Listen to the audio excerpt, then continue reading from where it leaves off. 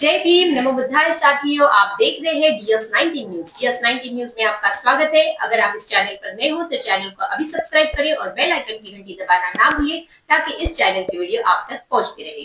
दोस्तों, आज हम खास विषय पे चर्चा होने वाली है, तो वीडियो में अंत तक बने रहिए। आज हमारे साथ स्टूडियो में मौजूद है द मुकनाइब यूट्यूब चैनल के संपादक सत्यपाल वाघमारी जी। आइए इनका चैनल में हम स्वागत करते हैं। सर, आपका चैनल में बहुत बहुत स्वागत है।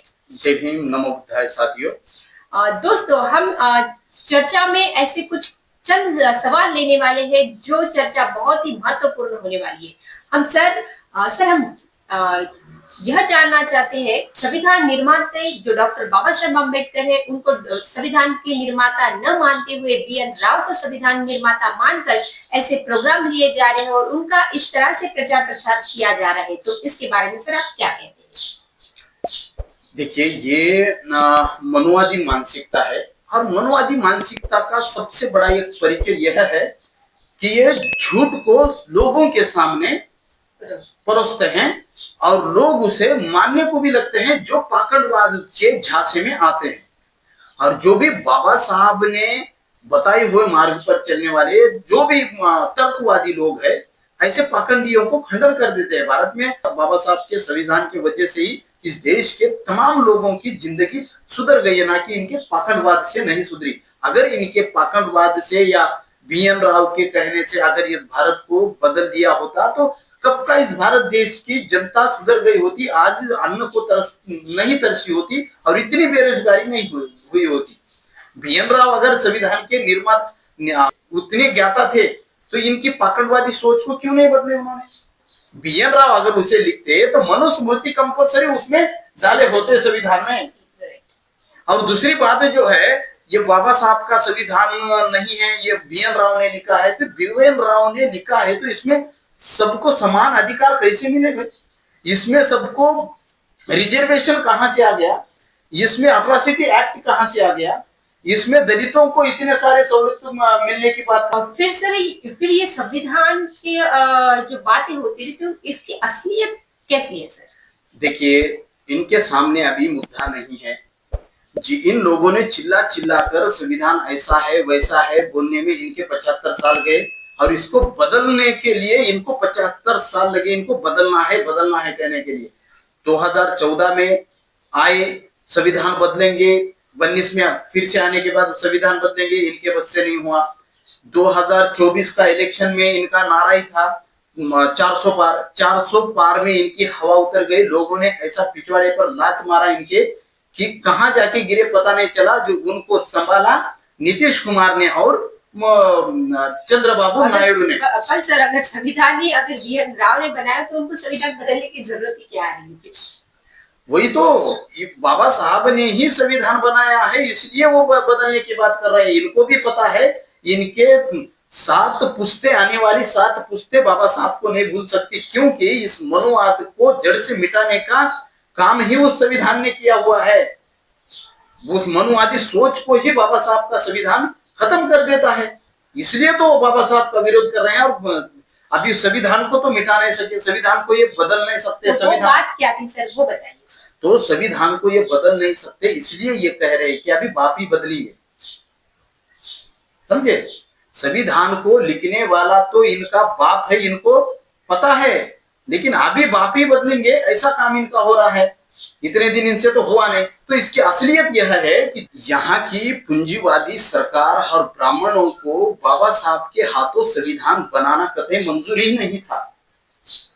तो इसमें सरदार वल्लभ भाई पटेल जी ने ये किया कि इंग्लैंड से BN राव को बुलाया और उनकी अध्यक्षता में एक शिष्टमंडल तैयार किया और उस शिष्टमंडल को पूरी दुनिया में भेजा कि पूरी दुनिया भर के संविधान को परखने या समझ, जिसमें ऑस्ट्रेलिया गए, अमेरिका गए, कनाडा गए, स्विट्जरलैंड गए, ऐसा घूमते घूमते वो इंग्लैंड पहुंच गए। इंग्लैंड पहुंचने के बाद पॉलिटिकल साइंस के ऑक्सफोर्ड यूनिवर्सिटी के हेड ऑफ द डिपार्टमेंट के आइवर जनिंग, इनको मिलने से वो आश्चर्यचकित हुआ। उनको, अरे क्या मूर्ख लोग है भाई, इनके देश में ही इतना बड़ा संविधान का ज्ञाता डॉक्टर अंबेडकर है और वे घूम रहे हैं पूरी दुनिया। उन्होंने आश्चर्यचकित किया और ये आश्चर्य उन्होंने BN राव को भी बताया। जिस विद्वान ने फेडरेशन वर्सेस फ्रीडम लिख करके ब्रिटेन के लोगों को समझाया, पूरे यूरोप ने उस पर चर्चाएं की, ऐसा विद्वान व्यक्ति को छोड़कर ये पूरी दुनिया में घूम रहे हैं। तो ये आश्चर्य होना और इन भारतीयों के, इन ब्राह्मणवादियों के चाल को ब्रिटेन वालों ने समझा। ये बात BN राव समझकर फिर आगे पीछे अपना हाथ रखकर भारत में आए और मजबूरन इनको बाबा साहब को संविधान बनाने के लिए देना पड़ा। और यही जो अनिल मिश्रा जो बकरा है ना, BN राव ने जो ड्राफ्टिंग तैयार की थी, ड्राफ्टिंग पूरे दुनिया में की थी, उस ड्राफ्टिंग में कुछ भी नहीं था। उस ड्राफ्टिंग को कबाड़ में फेंक दिया था बाबा साहब ने। ये सच बात है। डॉक्टर बाबा साहब अंबेडकर जी ने जो राइटिंग एंड स्पीचेस में जो इसका पूरा लिखा है, इस मनुवादी पाखंडवादी इस अनिल मिश्रा ने उसको एक बार पढ़ लेना चाहिए। क्योंकि ऐसे धूर्त लोग जो है वे सिर्फ दुनिया को मूर्ख बनाने के लिए झूठ का सहारा लेकर के, इनका बस का तो बात कुछ भी नहीं है। ना तो इन्होंने इस देश के लिए कुछ चरित्र लिखा, ना तो इनके पूर्वजों ने इस देश के चरित्र में कुछ इनका योगदान है। सिर्फ इस देश को बिगाड़ने में, इस देश को गुलाम कराने में, अंग्रेजों के साथ मिलकर के इस देश को गुलाम इन्होंने ही किया।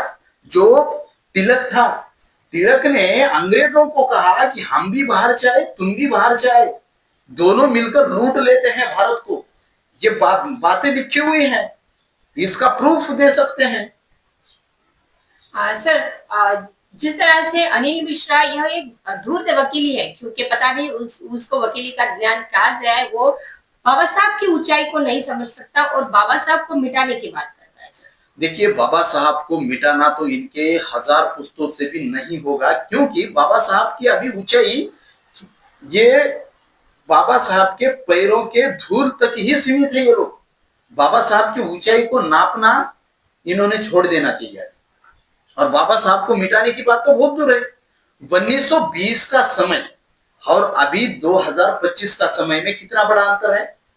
1920 से 27 में मनुस्मृति जलाई, जब इनके पूर्वजों ने कुछ नहीं कर पाए, देखते बैठ गए हाथ से कि उस मनुस्मृति को जलाने वाले आग के ऊपर इनको, तो अभी क्या बाबा साहब को मिटाएंगे, अभी क्या बाबा साहब का बिगाड़ेंगे। अभी बाबा साहब के ऊपर पूरी दुनिया रिसर्च कर रही है, पूरी दुनिया इनके ऊपर थूकेगी, तभी इनको पता चलेगा। अभी पूरी दुनिया इन पर थूक रही है ब्राह्मणवादी पाखंडवादी मानसिकता के ऊपर। इनकी ऐसी मानसिकता है, इसलिए तमाम देशों में से ये ब्राह्मणवादी पाखंडवादी धूर्त इस मेंटालिटी की वजह से दूसरे भारतीयों को विदेश में सामना करना पड़ रहा है, उनको वहां से भेज रहे हैं रिटर्न। भारतीयों को गो बैक के नारे लग रहे हैं और ये पूरा जो कारनामा है इन पाखंडवादियों की वजह से आम जनता को विदेशों में क्या क्या झेलना पड़ रहा है। हथकड़ियां लगाकर ट्रंप ने भेजा। ऑस्ट्रेलिया में अभी आंदोलन छेड़ा हुआ है, गो बैक इंडियंस। ये किसके वजह से हो रहा है? ये पाखंडवादी के वजह से हो रहा है। बाबा साहब को मिटाने की बात कर रहे हैं। अरे बाबा साहब वो एक खुली चुनौती भी ऐसे दे दे कि हम आरक्षण को खत्म कर देंगे। देखिए, इनका यही ढोंग है, कभी ये संविधान को मिटाने की बात करेंगे, फिर ये आरक्षण को खत्म करने की बात करेंगे। क्यों करेंगे ऐसा? क्योंकि इनके 7 पुस्तों ने सिर्फ और सिर्फ लोगों को दुख और दर्द दिया, महिलाओं को जानवरों से बदतर जिंदगी दी और महिलाओं का अभी भी वे इज्जत नहीं करते। इस देश में महिलाओं को अभी भी ये अपने उपभोग का सामान समझते हैं। इनकी इतनी गंदी सोच है, क्योंकि जिस ईश्वर को ये पूजते हैं, कृष्ण को, वही खुद कपड़े उठाकर भागता है। बाबा साहब का संविधान मिटाने की बात करना और बदलने की बात करना और आखिरी में वापसी बदलने की बात करना इनका इसलिए हो रहा है क्योंकि जिस संविधान ने कृष्ण के सोच को भी जेल में डालने का काम किया है, वो संविधान है, अगर अपने बेटे की भी गर्दन कोई बाप उठाता है ना, उसको भी जेल में डालता है वो संविधान। चाहे कृष्ण हो, चाहे भोलेनाथ हो, भोलेनाथ को भी जेल में कैद करने वाला कौन है? संविधान है। इनके ईश्वरों को ही जेल में कैद करने वाला संविधान है। तो इनको लग रहा है तो हमारे ईश्वरों को ही जेल में डालने वाला है संविधान है, ये तो फिर हमें तो कहीं का नहीं छोड़ेगा। और ब्राह्मणों की जो गंदी मानसिकता हजारों साल से आ रही ना, उस मानसिकता का विरोध उस संविधान में लिखा हुआ है, उस मानसिकता का खात्मा उस संविधान में लिखा हुआ है। इसलिए वो आरक्षण को खत्म करने की बात करेंगे। क्यों? आरक्षण से लोग पढ़ रहे हैं, आरक्षण से लोग अभी आगे भी बढ़ रहे हैं। अब जो कोई भी पढ़ेगा वो सोचेगा, समझेगा, तर्कवादी बनेगा, और तब तर्क में तो इनका पाखंडवाद कहीं पे बैठता नहीं है। तर्क में उनका पाखंडवाद समझ में आएगा, बिल्कुल समझ में आएगा। जब भी इंसान, इनका प्लान वही तो है, आरक्षण खत्म करने के बाद तो पढ़ नहीं पाएंगे और इनके पाखंडवाद को समझ नहीं पाएंगे और इनके ईश्वरवाद के कंसेप्ट को भी समझ नहीं पाएंगे। ईश्वरवाद का कंसेप्ट जो है सिर्फ ब्राह्मणों के उपभोग का, ब्राह्मणों की वो खेती है, इसके अलावा कुछ नहीं है। ना तो कोई ईश्वर है, ना तो कोई देवता है। अगर वो होते तो ऐसे पाखंडवादियों का ऐसा नंगा नाच तो नहीं देखे होते। सर एक बात और है कि वो एट्रोसिटी एक्ट खत्म करने की बात करते हैं क्योंकि उसके वजह से बीसी भाइयों को उनका परिणाम भुगतना पड़ रहा है, इस तरह से सोचते हैं। अरे पहला सवाल तो मेरा ये रहेगा कि पाखंडवादी, धूर्त, मनवादी, क्योंकि इनको ये समझ में नहीं आ रहा फिर कि जिस संविधान को BN राव ने लिखा है, तो फिर उस BN राव के संविधान के अंदर से अट्रॉसिटी है और तुम ये क्यों बाहर कर रहे हो? तुम तो एक तरफ बाबा साहब को नहीं मान रहे हो कि संविधान के निर्माता है, और फिर जिस संविधान में जो अट्रॉसिटी एक्ट है, जो आरक्षण है, उसको हटाने की बात क्यों कर रहे हो? तुम तो यही पकड़े जा रहे हो। तुम्हारी गंदी मानसिकता तो यही लोगों को साफ साफ दिखाई दे रही है। फिर भी ये ऐसा पाखंडवाद लोगों के सामने परोसते हुए इनको शर्म नहीं आ रही है। इनकी गंदी मानसिकता जो है अभी की नहीं है, ये हजारों साल से इनकी जो गंदी मानसिकता आ रही है, इस गंदी मानसिकता ने देश के तमाम लोगों की रीढ़ की हड्डी तोड़ दी। और ये लोग अभी बाबा साहब ने दिए हुए आजादी से अभी ऊपर उठ रहे हैं और इनके पाखंडवाद को समझ रहे हैं। दोस्तों, दुनिया में कई मूर्तियां बनेगी, सिर्फ वो दिखावे के लिए या राजकारण के लिए बनेगी, लेकिन बाबा साहब की जो मूर्तियां रहेगी या बाबा साहब के जो विचार रहेंगे वो नए, वो कर्तृत्ववान विचार रहेंगे, वो देश के लिए और ये नव युग के लिए प्रेरणादायी रहेगी।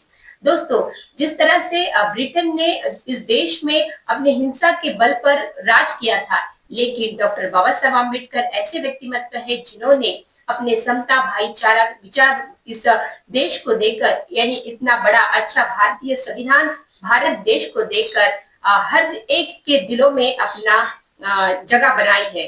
ऐसे डॉक्टर बाबा साहब आम्बेडकर की ऊंचाई को कोई कम नहीं कर सकता, क्योंकि ऐसे कई देश है जो बाबा साहब के ज्ञान के नीचे नतमस्तक होते हैं, वो उनको अपना आइडियल मानते हैं। कई ऐसे देश है जो भारत देश को बाबा साहब के नाम से जाने जाते हैं। ऐसे सच्चाई के साथ हम फिर आपके साथ प्रस्तुत होंगे। तब तक जुड़े रहिए इस सत्य के सफर में DS19 के साथ। तब तक के लिए जय भीम, नमो बुद्धाय।